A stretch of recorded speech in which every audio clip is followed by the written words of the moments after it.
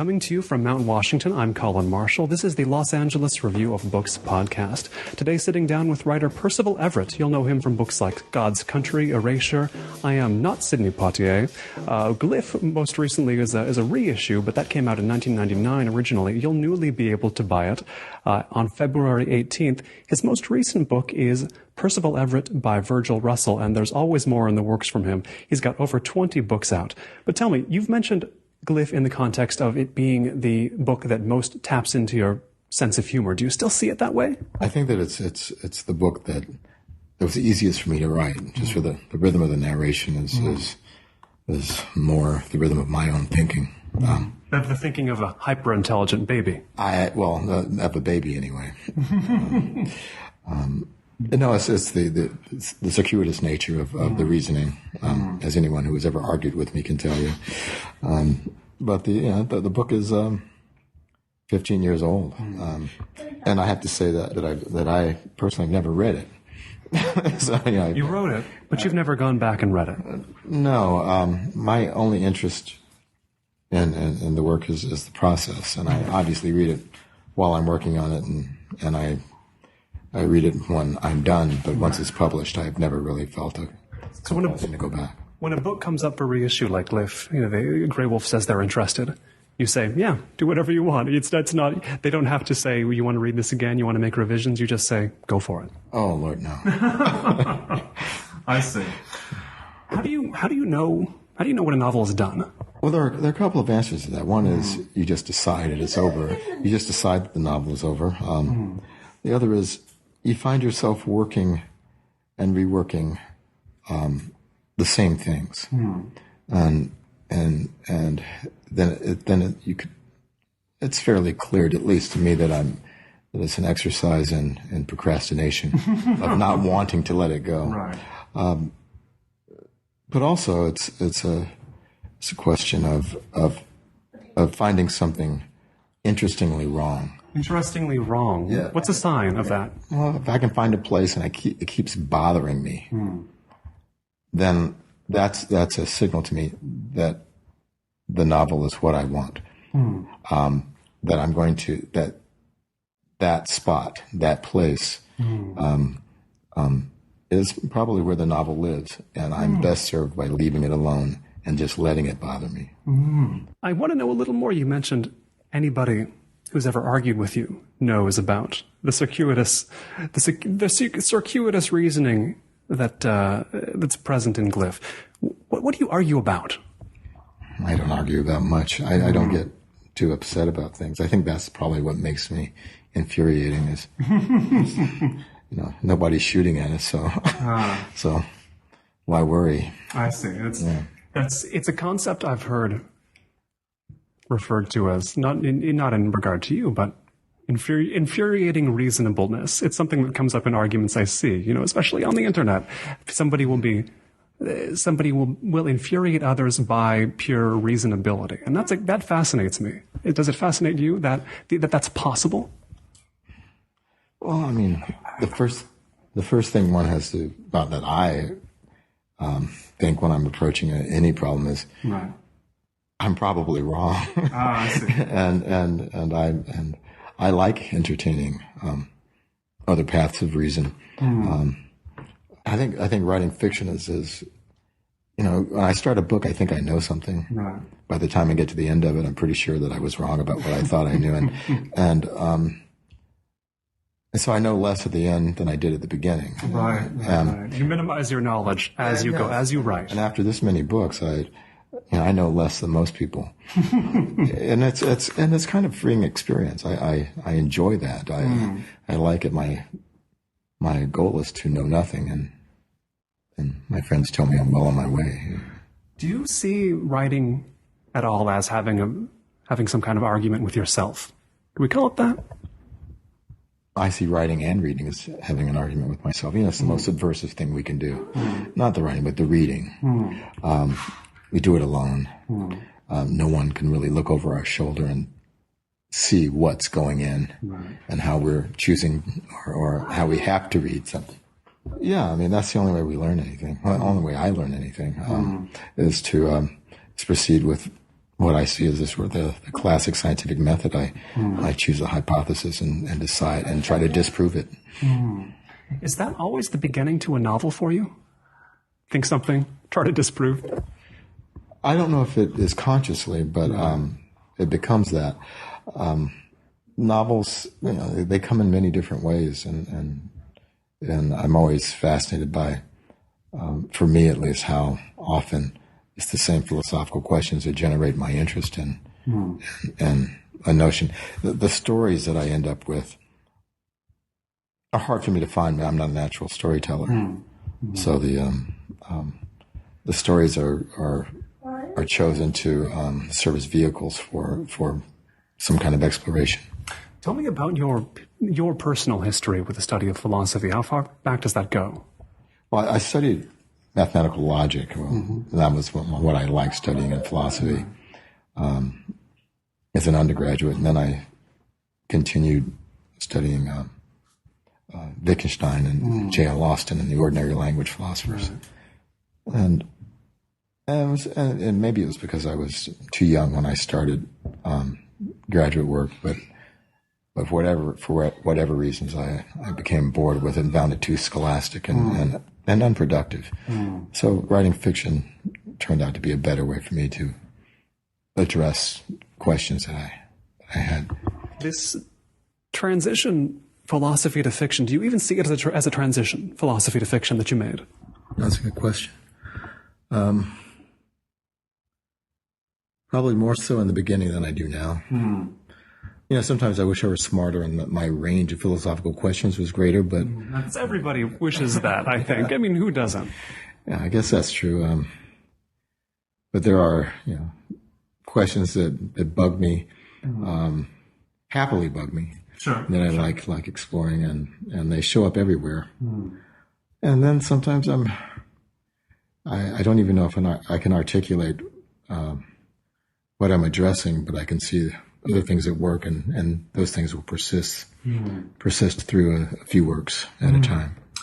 What were some of the questions that struck you as being more addressable outside of academic philosophy, outside of something that formalized? I don't know if they're more addressable, but more easily addressed by me in that regard. Basically, and it's not the stories that do it, but just the writing itself are notions of how meaning gets made, how it is that we take these sounds and this whole business of telling stories and have it mean something to someone else, and to that end, exploring the nature of time, sequence, and point of view, and even person. Tell me what having the ability to work with different consciousnesses, how does that help you? I mean, in Glyph, the reissued novel, we have As We Say a Baby. In Percival Everett by Virgil Russell, we have an aged consciousness in a nursing home. What does that afford you, being able to use those ends of the spectrum? Well, personally, what it affords me is it expands my way of addressing the world. I have to think more than I might naturally be disposed to do. For me, that's my art. I want to assume other voices and places. Both places being both physical and metaphysical. I like the freedom from my own limitations that assuming other characters gives me, and the freedom from your own identity as well. Of course, and also the two. You mentioned the baby in Glyph. Yes. Babies and drunks are great characters because they can say anything, and they give you a lot of freedom.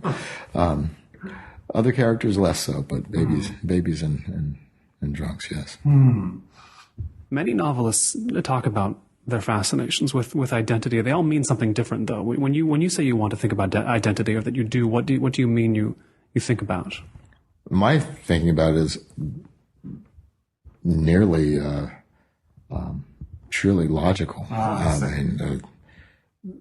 I'm fascinated all the time by the notion that A equals A is not the same thing as A is A. Right. And I'm trying to think of a way for somebody who's never studied philosophy, how to get at the interest, the fascination at the core of that. Well, one of my favorite things that someone might say is it's an exact replica of this other thing. Right. And if that were the case, why isn't it that other thing? But that's the interest to me. The interest to me is very seldom cultural or social. It is logical. So the feeling of first writing fiction, I mean, did you think of it as, okay, now I'm writing fiction? Did you think, oh, what a freedom I feel now that I'm writing fiction? Or was it even, did you only realize you started writing fiction after you had done it? Well, the kind of philosophy I was doing consisted of scenes. I had to write scenes in which people addressed each other in these ordinary discourse that in some way addressed the philosophical issue at hand. You were still doing that while studying philosophy? Well, that was the kind of philosophy I was doing. That's what it was, ordinary language philosophy. And it dawned on me that I was writing fiction. Oh, so hey, look at this. Yeah, I'd always been a reader of fiction. And so I just sort of, strange as it may sound, it was an organic transition for me. What fiction were you reading then, leading up to that? I'm fascinated to know what really grabbed you, even while you were ostensibly going on a philosophical path. Well, that was 30 years ago. I had no idea. You have one title on mind, though, and one or two. I mean, books that... Well, what have you revisited a lot? Let's say that. Oh, well, one of the interesting things is that as a kid, as a preteen, as a teenager, I loved Kurt Vonnegut. And I think I was 20 and I abandoned Vonnegut thinking, oh, this is kid stuff. And then years later, I returned to it sort of nostalgically and realized, wow, this is still great. And it wasn't kid stuff. Novels just have different levels that we access in different ways at different times. And that was important for me. Likewise, I've been as much influenced by not my favorite filmmaker, but Michelangelo Antonioni. The movie, the film, Le Cliché. I saw it before I ever started writing fiction, and it had a profound impact on me that I didn't understand until I was writing fiction for a while, and I realized where it came from, and that was the insignificance of plot. Plot very seldom is crucial to understanding any story, and that's a very freeing notion that one does not have to plot something to create a story. Now, you say Antonioni is not your favorite filmmaker, so he taught you something about the freedom from plot being important, but he didn't do with it what you do with it in your mind? No, it's not that. I have to say, as much as I've studied Antonioni and I've given some talks on him, the films are a little boring. Is that avoidable? Yeah. Okay. Is it desirable to never be bored while you're reading a book, while you're watching a movie? No, sometimes boredom is essential. Sometimes boredom is a setup, is punctuation, and obviously it's kind of a loose cannon, you just don't set it off any time. If one can mix metaphors like that. But that lesson was an important one in the same way that actually seeing a pollock for the first time was important to me. As in seeing in person? Yeah, seeing in person. I'd always seen them in books and I liked them. And then when I was 13 or so, I got to see a real pollock. And you start to understand the depth and you start to understand the places in a work that bother you and why those places are important. And these are all understandings that came long after the information had been placed in me. I see. So how did you make that tracing back to how Antonioni influenced you? What did you see in your own work while you were working, or what you were doing that led you back to that memory of Glyph, and what you learned from his technique and then his freedom? It was pretty obvious in Glyph. For me, I ended up writing a section of, I think it was my novel Erasure. Yeah. Maybe it wasn't my Erasure, but it is a section. I'm not sure. You have many novels. It could be Erasure. They all run together. About frames, and it's something that I've returned to many times. I know I even talk about it in Glyph in some way, but in that film, it opens with a hand reaching through an empty frame and manipulating the cigarette butts in an ashtray. And from there, the movie is a sequence of frames. First, you have the framed film that you're watching, but then the window opens and the outdoors is framed, and it continues throughout. And you wonder how will it come again. And the story itself frames itself, and sort of wonderfully never goes anywhere, except of course there's Monica Vitti that makes one watch it. You avoid boring the reader in your books. I mean, to my mind, I can't get bored reading your books, especially these two I have in front of me, Percival Everett by Virgil Russell and Glyph, because the books put me anyway in another consciousness. So it makes boredom almost an impossibility, because I just feel like I'm in another consciousness for a while. Does that make any sense at all? Do you know what I mean? It's very flattering. Thank you. But it sort of follows the contours of a consciousness. Is that a little too grand, or can we go with that? Sure, I'll go with that. Though I can't say that I have a lot of control of it. And there are unusual consciousnesses as well. I mean, you mentioned Kurt Vonnegut, and you think maybe his books seem a little bit far out or wacky at a certain age. You put them down. Then you realize maybe on one level they are wacky. On one level, the hyper-intelligent baby is wacky. On one level, sort of the famous figures you bring into Virgil Russell are it's wacky to have them there, but you're not wacky on every level. Certainly not. I mean, as a rule, or? I don't think about it a lot. I don't know. In any case, Vonnegut is not. You discovered that. He's not wacky on every level. No, and I like some novels better than others, of course, and that's the way it always is. And I like the early ones and the late ones. I see. And the middle's what happened there? Maybe they're too wacky. I don't know. They're fun, certainly.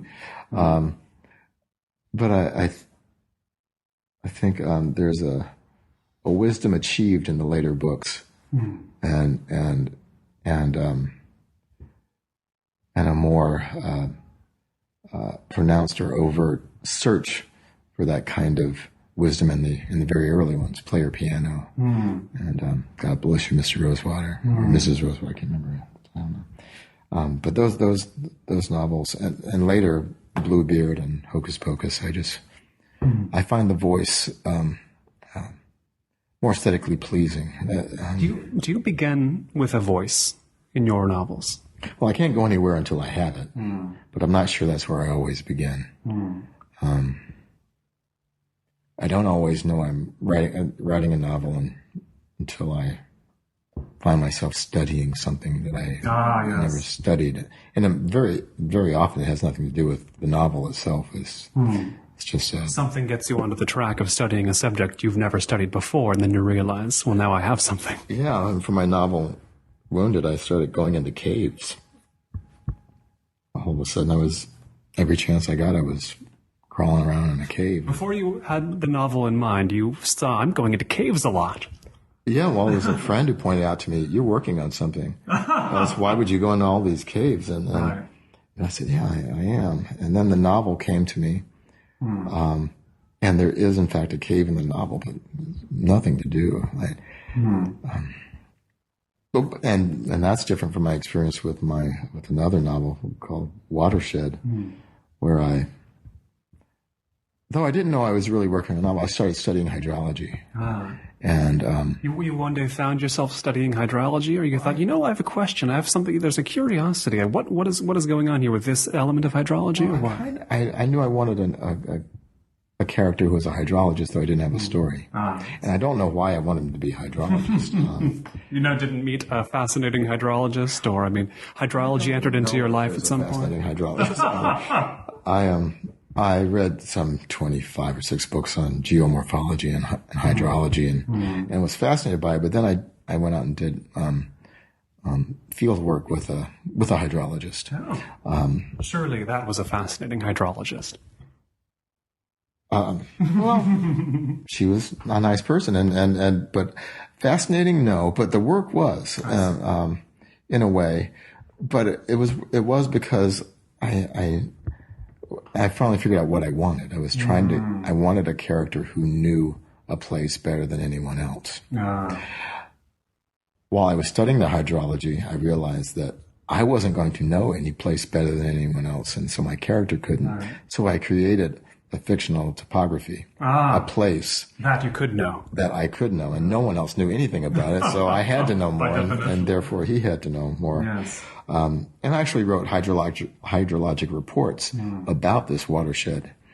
In the format of the reports, adhering to the way. Yes. And in fact, I think 1 or 2 show up in the novel itself.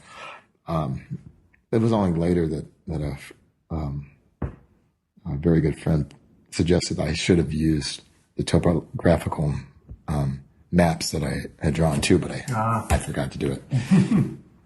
Your books do include images on occasion, so it wouldn't be completely out of character. No, it wouldn't be out of character at all. In fact, I think there's some images in that character, in that novel. When do you want to include images? When does it strike you as suitable to include an image? I can't imagine there's a formula to it, but you come to a point when only an image will do? I don't know. In fact, most of the time I just consider all this stuff magic. Sometimes you have to, or else you can't do it. I imagine you're amassing, for example, knowledge in hydrology. If you think consciously for a moment about what's my novel going to be, you're not going to figure out that novel. You have to let that happen on a subconscious level while you're just amassing more knowledge. Well, that's why I do so much research, as I don't want it to read like I've studied hydrology. I want it to read like as a hydrologist. Right. And the hydrological instinct has built up. Yes. And, the ironic and very sad part of this is that after all that study, I know nothing about hydrology now. Because you forgot, or just because? All that information. I'm sure that I might be able to have a conversation with a hydrologist, but I know nothing about it at all. It's a subject you've come onto that I wanted to ask you about anyway, which is the feeling of acquiring knowledge. It's something I think about a lot, how, you start down the road of a subject, you read 1 book, you read 2 books, you read 30 books, and as you go, the new facts you learn, the new knowledge has more hooks from the old knowledge you've already learned, more to hook onto. Tell me a little bit about, is that a feeling you've thought about, how the more knowledge you gain on a subject, the more you feel, you feel all of the entry points the new knowledge can have in multiplying. Does that make sense to you?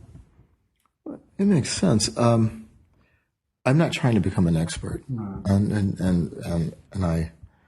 for one good reason is I'm not smart enough to become an expert, and I don't have time to become an expert. What I do want is access to a world that allows me to inhabit it. There's a belief that you can just say something with authority and readers will believe it's true. And I don't think that. I think that kind of, comfort and authority with information or with situation comes from being comfortable with those actual things. Familiarity, not simply a posture. Yes, exactly. That said, at some point you have to assume a kind of authority of the things that one does know. I use an example with my students. I tell them, trying to come up with something, that a Beretta 92 S 9mm pistol, a military issue, weighs 15.3 ounces, empty, and has a right-hand twist. 15 shells in the magazine, 1 in the pipe. Now, I made all of those numbers up, but when I tell them, they believe me. But it's because I'm telling them. Right. I think my belief is when someone reads it, it's got to be stronger than that. Oh, I see. It's there on the page. there. You're committed to it because it's now an object independent of the stuff you're saying. Exactly. It doesn't. We start with blank paper, and somehow it gets filled with words, and I will never get used to that. It's still fantastical in some sense that it happens. It's amazing that anyone makes a story that didn't exist before is amazing to me. Which is kind of why I don't think there are any bad stories. There might be stories I don't want to read, and there might be stories that are better written than some. Right. And in the middle of a semester, when I'm really tired of reading stories, I can say, this is a terrible story. But if anybody can do that for 15 or 20 pages, I think it's kind of remarkable. How much in writing, how much of your task do you think it is to, I mean, you've mentioned two things, the making something believable, like a hyper-intelligent baby with an IQ of 475, making that real, but also making mundane things unbelievable. Again, I believe you've spoken about that in other interviews. Do you consider those simultaneous tasks to be addressed? Make something fantastical seem concrete, make something concrete seem, if not fantastical, then somehow strange again? Well, they go hand in hand, don't they? Fantastical things happen to us all the time. If a butterfly lands on your sleeve, right. It depends on how you tell somebody about it. And it can change in mid-telling. Hey, Bill, a butterfly just landed on my sleeve, and you stop, you pause, and you say, again, a butterfly just landed on my sleeve, and it changes everything. Yes. Do you consider that framing or storytelling or what? I consider that being in the world. Being in the world. Yeah, that's all that is. Is writing fiction almost all the time essential to your being in the world? Gee, I hope not. Do you feel like it is sometimes? I do it because I can't seem to stop doing it. So I must enjoy it, no matter, even though I often complain about doing it. Art, any kind of art, is my way of existing in the world. I don't know what would happen if I didn't express the things I was thinking about and feeling. I suppose I find other ways. We do so many different things, all of us. When I trained horses for a long time, and even that, dealing with the big animals, it gives me some understanding of my place.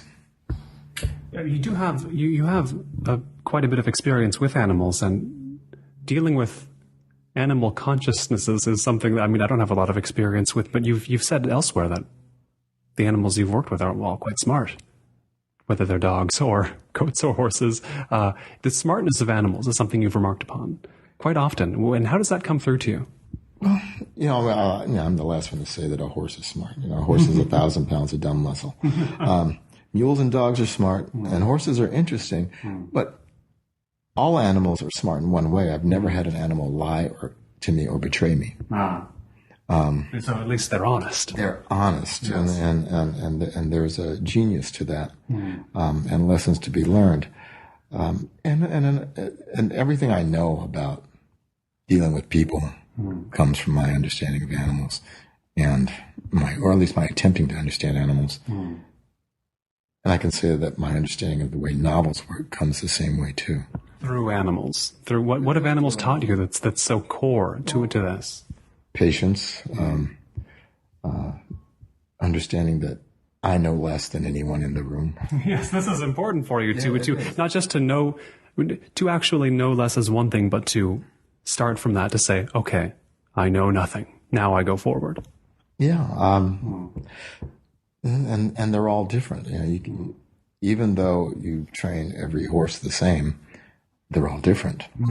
Even though you do some things the same when you're starting a novel. I was about to give away my age by saying, i.e., putting paper into the typewriter. Sure. They're different, and you have to be accommodating. You have to change with the creature that's with you. Animals don't lie; they're not dishonest. Do at some level, can you see human beings as layers of dishonesty upon the same sort of core motivations as an animal you've worked with? I mean, is what separates us, we're smart enough, we're not even, let's not say smart, but we have the ability to lie to ourselves, to other people. Well, the interesting thing about people, and if you view it as a part of, if you view people like animals, the lying becomes just a behavior that is more or less pronounced in different people. And the lines, I'm the last one to talk about human beings with any authority. But the lying is a function of the complexity. People, the of ambivalences and conflicts, greed. I mean, dogs can be gluttons, but they're not greedy. I see. What separates greed from gluttony? If I just want a lot of something, or if I am greedy, what is the difference? Greedy. I'm out on a limb here. Sure. Well, that's what this is all about. Going out on limbs. I would say you're greedy if you want more than you can take in. I see. So it's beyond you're beyond your abilities. That's how much you want. A gluttonous dog will eat it until that dog is full. Right. Naturally, he stops. A greedy human being will do what? Will eat, then hoard. And hoard, and hoard. And probably eat until more than it needs. Is a greedy human being, by definition, a more fearful human being? Probably. I don't know. Again, these are questions I haven't entertained. In the context of writing, though, is a fearful character more interesting to you? Not necessarily. It depends on the fear. Some fear is terribly boring. But to paraphrase Mark Twain, nothing makes somebody more interesting than they're about to be drowned. You get in that situation, things come out. Things come into starker relief, do they not? Yeah, of course they do. And of course that drowning can be certainly metaphoric, but you want your characters in deep water. And you need to get them there. Do you say your books lack plot entirely, or you plot them minimally? Some have plot, some don't. Some have several that come together, and it seems. I mean, with enough different plots, does it start to feel non-plotted again? It can, and that would be nice if that did happen. Is that what life is? There's so many plots, it feels like there's none. Until that final one. Yes. And, it's just like we wear all these different masks. Where I am a different person in the classroom than I am picking up my sons from school. That I am at the coffee shop. Yeah, all these things. We're so many different people with so many different stories going on. I think if there are too many going on, then I guess a couple of things can happen. One is you lose a handle on the important ones. But if there are not enough going on, then your few plots become you become so egocentric with your few plots that you lose your place in the world. You mentioned who you are in the classroom. Of course, you are a professor at the University of Southern California.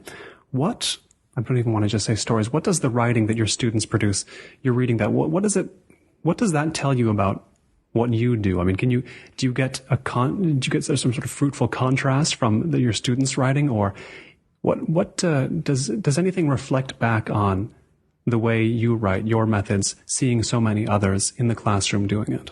One thing, I appreciate what I get to do. It's a vibrant intellectual world that feeds my work. Right. I'm happy to be there with young people. I get paid to hang out with smart young people. Yes. It's not bad. And though much of the work will not be seen, that doesn't mean there's not talent there. And many different kinds of talent. And this is what I hope I can impart to say my undergraduate students, right, whom I find really exciting to teach. Not all of them are going to be writers. Very few of them are going to be writers. That doesn't mean they shouldn't be writing. I learn a lot from them, and sometimes the ones who aren't going to be writers will do things that I didn't think they could do, and I find instructive. They're smart, young people with ideas about the world that are new to me, being fairly old at this point. Is it purely a function of their young age that gives them these fresh ideas, or is it where they've come from, or something in their experience? Well, they come from different places, and so they have a different range of ideas, but their youth is certainly important to their worldview and how they approach art.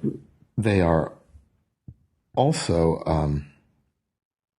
of the same generation.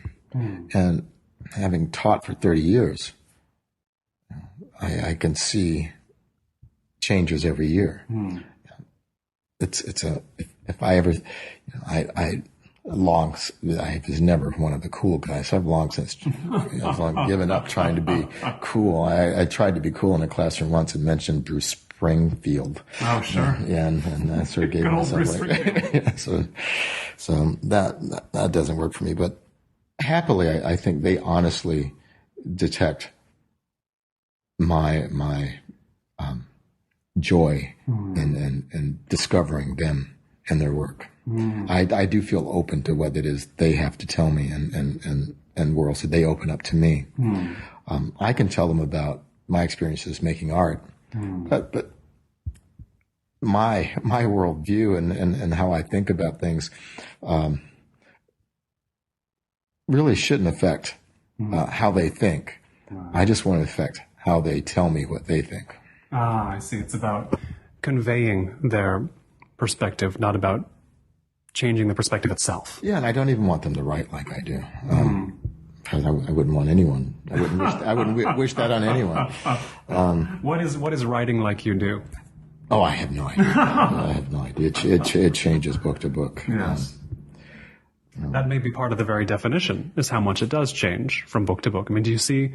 Again, I can't imagine. You've never actually. You say you don't read the older books. I can't imagine you've gone back to the beginning of your career and seen, this looks different. But your students must bring up the older books, right?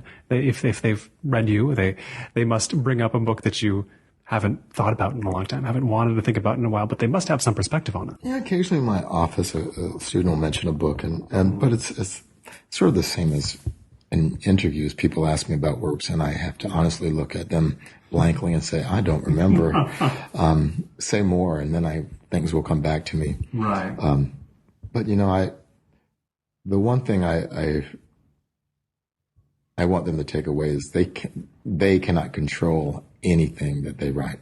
I finish a book, I don't remember it. It doesn't matter what I thought of the book. It's existing completely new to the person who's reading it. Right. All the meaning resides in that relationship between the book and that person. I have nothing to do with it. What I might have meant means nothing. It's a fruitless conversation. Right. They can't control the reception of their work in any sense. You have to. That's the day one thing to introduce to them. They can't control the meaning, and that's the exciting part. If it were any other way, I doubt I would still be doing this. Do you tell them that they can control anything? I mean, have you learned there is what's controllable? What's controllable in a novel? What's controllable is what they put on the page, not the meaning that it makes. Right. And they can even delude themselves into thinking that they are telling a particular story. In fact, in some way, that kind of delusion is necessary, which means that by definition, all writers are insane. But given that, you proceed as if you're telling a story that you can control, to let it go and admit that control is not there, unless you're going to stand at every bookstore in turn and tell people what it means as they walk out with it. Right, which some writers may be willing to do if offered the chance. But tell me, what are the subjects that you're pursuing now? What may be feeding future fictions? What fascinations may be driving what you're writing next? I think I'm still working through notions of authorship. Which are explored a bit, certainly more than a bit, in Percival Everett by Virgil Russell. I'm done with that. Yeah. What were you learning about before, during the writing of this still latest? Now it's been out a couple of years, but still the latest book. I don't know. Story. One of the things I wanted to underscore is that story is so magical and beyond our power to control that you don't even have to know who your narrator is for story to be conveyed. To start or to write a whole story, you don't have to. Well, I think even in this novel, it refers to itself as pin the tail on the narrator. Yes, you never do know who's writing, who's talking, if they're writing or speaking in some cases. And was that something you wanted or something you found happened? We don't know if an older man or a younger man is writing this book. We don't know. We actually don't know who's writing to who at a certain point. Well, that's what I wanted. Yes. I also wanted to explore the idea that there are stories in life that don't go anywhere, and that sometimes someone talked. I was talking to someone many years ago about baseball being a metaphor for life. And I said, really? I said, why more so than any other sport? And he said, because he mentioned the diamond, how it opens up infinitely, which I found poetic, but false. And then he said, and the game is never over until the final out. And it realized, I said, well, that's not like life. I said, sometimes the game is over. you run out of time, and there's not much you can do about that. So I also wanted to explore the fact that stories often stop, and we choose not to take them up again. People writing about your books will they'll describe them as if anything goes in them, anything is possible in a Percival Everett book. They can take any direction. You never know what's coming. And I don't know if that's literally true, because if you were reading a book where literally anything could happen, you don't have much of a story there. It's hard to get a handle on a book where anything could be on the page. Tell me, what is not possible in a novel? Or what do you decide is not possible in a novel? What can't you do in a novel? Because literally you could write anything, but you're not a writer if you just write anything at all, if you know what I mean. Well, if I could do that, I would. Sort of my dream is to write a novel that even I don't understand, but yet have it be a novel. Well, that's the ultimate challenge, I suppose. Yeah. But if short of that, it's tennis without a net. There's no reason to play if you have no rules in place. The interesting thing about that is if we decided to play tennis without a net, you'd be amazed at how quickly we start to come up with rules. They come up organically. They do. This is what we do. We play games. What we mean by games can change. You come back to Wittgenstein's notion of the family resemblances. How is a child's pretending game a game like chess is a game? One may have no rules at all. One is loaded with rules. Yet we both understand both of them as games. Why? When you come to a novel, Finnegan's Wake doesn't look anything like Old Man in the Sea. Aside from pages with words on them, we'd be hard-pressed to recognize them as the same thing, but yet we have no problem doing it. Yeah, nobody really says Finnegan's Wake is not a novel, or that's a fringe. Yes, exactly. Or to be more grassroots about it, how is it that a child can see a Great Dane and then a Chihuahua and know that they're both dogs? You get onto the infinitely divisible questions that either fascinate or infuriate in philosophy, don't you? I don't know. I have no idea. I don't know what philosophers want to do anymore. I never knew what they wanted to do. Well, of course, I don't know what I want to do, so that's fair enough. But then do you start writing novels without the proverbial net, with no rules in place, and then, like the netless tennis, the rules develop? Is that a decent model for at least some of the books you've written? Well, I write in a tradition. I understand that, and I appreciate it, and I kind of embrace it. But if I'm going to break rules, and I see them all as rather imagined rules, then I imagine them first, and then I break them. But I find myself, I need to do it for a reason, and the reason is often, how can I manipulate the making of the meaning of this text? Can I expand the meaning, or can I limit how this text is going to work? You can't control the meanings, but you can control the range of meanings, perhaps, or try to affect it? You can try. I mean, I have no faith in my power to control anything in this world, but it's fun to try. Again, it's that sort of definition of insanity that writers have to inhabit.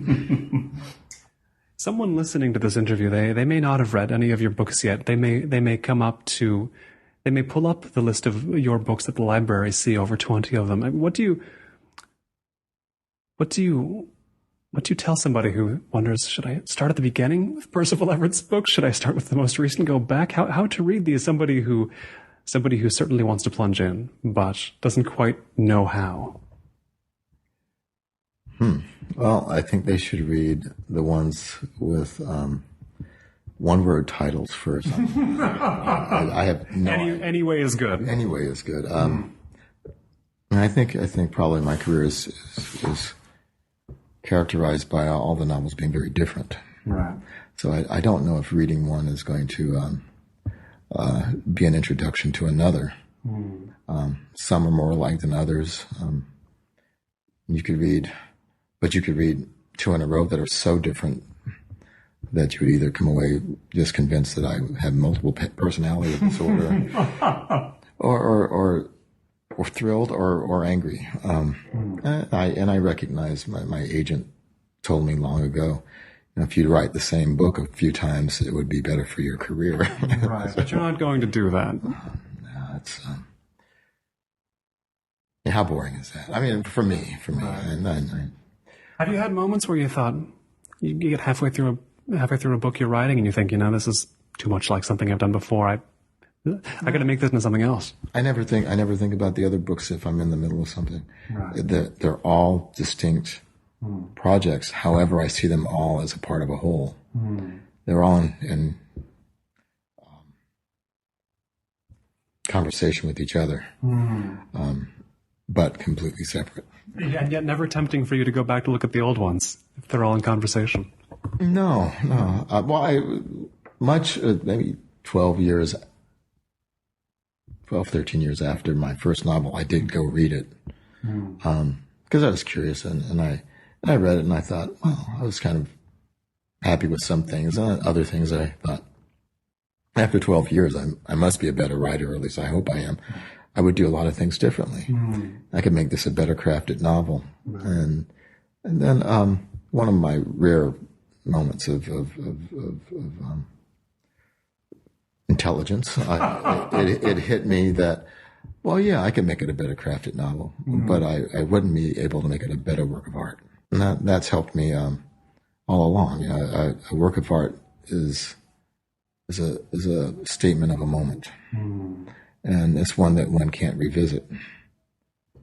I've been speaking here in Mount Washington with Percival Everett, professor at the University of Southern California, as well as authors of books like, most recently reissued was Glyph, originally from 1999, but most recently published was Percival Everett by Virgil Russell, also Erasure, also Assumption, also there's so many. I am not Sidney Poitier. There's over 20 books, and if you haven't read any of them, I hope you plunge in very soon. As we've discussed, any method you go by, that's the method to go by. Percival, thanks so much. Thank you. This has been the Los Angeles Review of Books podcast. I've been Colin Marshall.